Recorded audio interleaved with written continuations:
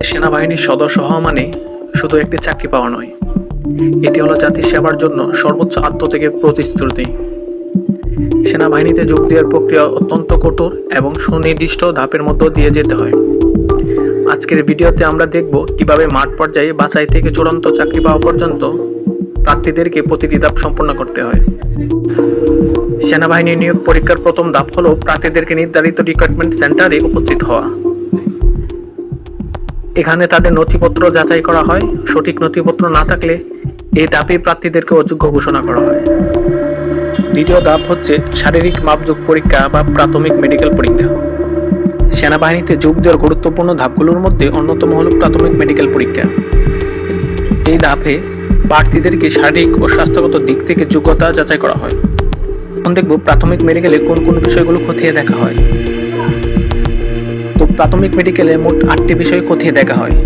তার মধ্যে প্রথম হচ্ছে উচ্চতা ও ওজন পরীক্ষা, দৃষ্টিশক্তি পরীক্ষা, 3 কানের পরীক্ষা, 4 দাঁত ও মুখের পরীক্ষা, 5 হার্ট এবং রক্তচাপের পরীক্ষা, 6 পা এবং হাঁটার সমস্যার পরীক্ষা, 7 ত্বক ও শরীরের চর্মরোগ পরীক্ষা, 8 শারীরিক গঠন ও স্থিতিশীলতা পরীক্ষা। প্রথমে উচ্চতা ও ওজন পরিমাপ পরীক্ষা। মেডিকেল পরীক্ষার প্রথম ধাপে প্রার্থীদের উচ্চতা এবং ওজন পরিমাপ করা হয়। এরপর পরীক্ষা করা হয় প্রার্থীদের দৃষ্টিশক্তি, চোখের কোনো ত্রুটি আছে কিনা কিংবা প্রার্থীদের কালার ব্রাইট কিনা তা যাচাই করা হয়। সঠিক দৃষ্টিশক্তি সেনাবাহিনীর জন্য অত্যন্ত গুরুত্বপূর্ণ। এরপর আসছে কানের পরীক্ষা। কানের পরীক্ষা করা হয় শুনতে কোনো সমস্যা আছে কিনা তা নিশ্চিত করার জন্য।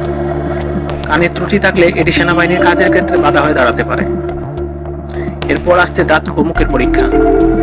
মেডিকেল পরীক্ষার আরেকটি গুরুত্বপূর্ণ অংশ হলো দাঁত ও মুখের পরীক্ষা। দাঁতের স্বাস্থ্য এবং মুখের কোনো ত্রুটি আছে কিনা তা যাচাই করা হয় এই পরীক্ষার মাধ্যমে। এরপর আসছে হার্ট এবং রক্তচাপ পরীক্ষা। হার্টবিট এবং রক্তচাপ পরীক্ষা করা হয় প্রার্থীদের শারীরিক স্থিতিশীলতা নিশ্চিত করতে। কোনো অস্বাভাবিকতা থাকলে এটি প্রার্থীদের যোগ্যতাকে প্রভাবিত করতে পারে। পা এবং হাঁটার সমস্যা পরীক্ষা।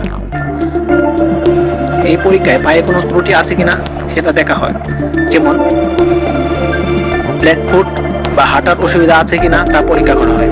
সেনাবাহিনীতে সক্রিয় ডিউটি পালনের জন্য সুস্থ পা থাকা অত্যন্ত জরুরি। এরপর আসছে ত্বক ও শরীরের চর্মরোগ পরীক্ষা। ত্বক পরীক্ষা করা হয় কোনো গুরুতর চর্মরোগ বা সংক্রমণ রোগ আছে কিনা তা নিশ্চিত করতে। সেনাবাহিনীতে পরিষ্কার এবং সুস্থ ত্বক অত্যন্ত গুরুত্বপূর্ণ। এরপর আসছে শারীরিক গঠন এবং স্থিতিশীলতা পরীক্ষা। শেষে প্রার্থীদের শারীরিক গঠন ও স্থিতিশীলতা পরীক্ষা করা হয়।